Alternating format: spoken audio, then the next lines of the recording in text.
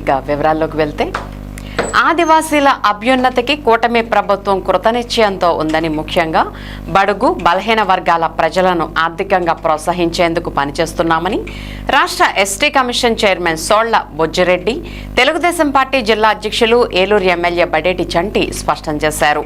ఏలూరు గిరిజన్ భవన్లో ఆదివారం ప్రజా దర్బార్ కార్యక్రమాన్ని నిర్వహించారు.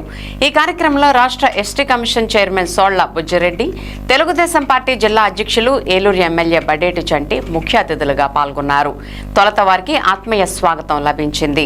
అనంతరం రాజ్యాంగ నిర్మాత డాక్టర్ బిఆర్ అంబేద్కర్, మహాత్మా జ్యోతిరావు పూలే దంపతులు, సింగం పట్టాభి, మాజీ ఎమ్మెల్యే దివంగత బడేటి బుజ్జి చిత్రపటాలకు వారు పూలమాలలు వేసి ఘనంగా నివాళులర్పించారు.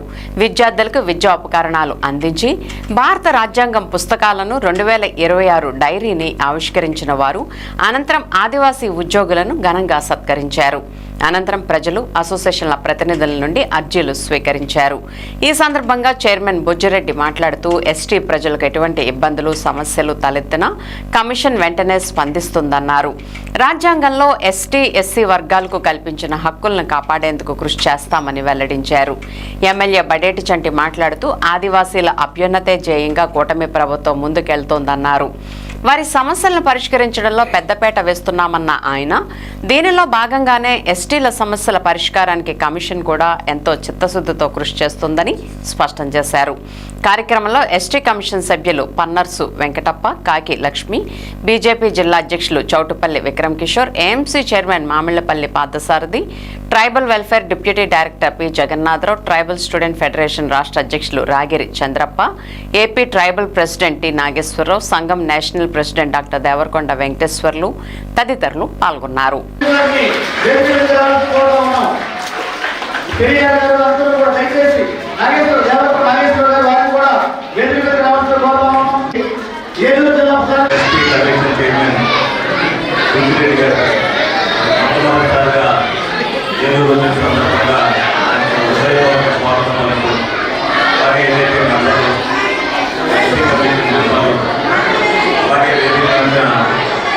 ఎస్టీ కమిషన్ ఎప్పుడు కూడా పరిమితి కూడా చేసే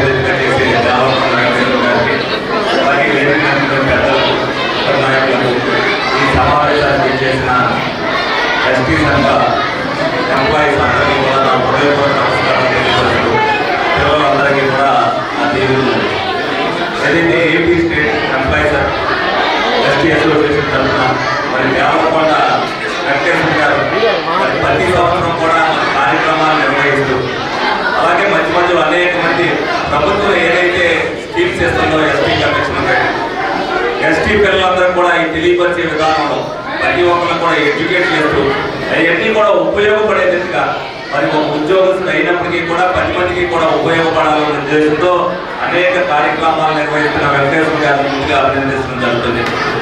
అలాగే మరి ఎవరైనా చేసిన పని అందరూ కూడా మర్చిపోతారు. మరి ఆనాడు మా అన్నగారు ఏదైతే గిరిజా భవన్ కోసం మరి శ్రమపడి మరి వెంకటేశ్వర గారిని అరగంతో చేశారని చెప్తే ఇప్పుడు కూడా 10 సంవత్సరాలు అయినా కూడా నేటికి కూడా మరి ఆయన గుళ్ళలో పెట్టి చూస్తున్నాను. ఈ సందర్భంగా ఆయన అభినందిస్తున్నాను.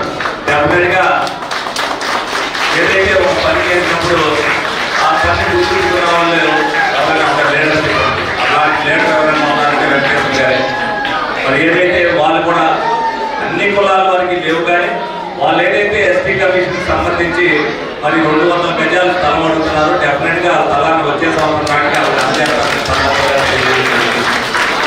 మరి అలాగే మరి ట్యూషన్ సెంటర్లు అనేక మంది 20 సెంటర్ల దాకా పెట్టి ఎవరైతే పిల్లలు ఉన్నారో వాళ్ళు చదువుకోలేకపోతున్నారో వాళ్ళని ఎడ్యుకేట్ చేయడానికి మరి వాళ్ళని చైతన్యపరచడానికి వాళ్ళకి ఎడ్యుకేషన్ పరంగా ఉత్తీర్ణత సాధించడానికి మరి 20 మందికి దాంట్లో ఉత్తీర్ణులైన అందరికి కూడా మళ్ళీ వాళ్ళని ఎంకరేజ్ చేయడానికి మరి గిఫ్ట్లు ఇచ్చి సమావేశం ద్వారా వాళ్ళ పిల్లలు తల్లిదండ్రులు అవ్వచ్చు, పిల్లలు అవ్వచ్చు, వాళ్ళందరినీ కూడా మరి ఏదైతే ఆయన కలెక్ట్ చేయొచ్చు, ఆయన సొంత గురించవచ్చు ఆయన చేస్తున్న పనికి అభినందిస్తూ మరి ఈ సందర్భంగా మరి ఈ రోజున ఏదైతే డైరీ ఆవిష్కరణ అవ్వచ్చు, ఏదైతే ఎస్టీ కమిషన్ చైర్మన్ గారి సన్మాన కార్యక్రమానికి అవ్వచ్చు, ఈ సమావేశం ద్వారా ఇవన్నీ కూడా చేస్తున్నందుకు ఆయన అభినందిస్తూ ఈ సమావేశంలో మమ్మల్ని కూడా భాగస్వామ్యం చేసినందుకు మొట్టమొదటిసారిగా మరి ఏదైతే ఎస్టీ కమిషన్ చైర్మన్ గారు తీసుకొచ్చి రంపచోడవరం నుంచి మరి ఆయన కూడా పిల్లల పట్ల బాధ్యతతో ఏదైతే వెంకటేశ్వర గారు చేస్తున్న పనుల్ని మనం కూడా ప్రజల్లోకి తీసుకెళ్ళవలసిన బాధ్యత మనకు కూడా ఉందని చెప్పి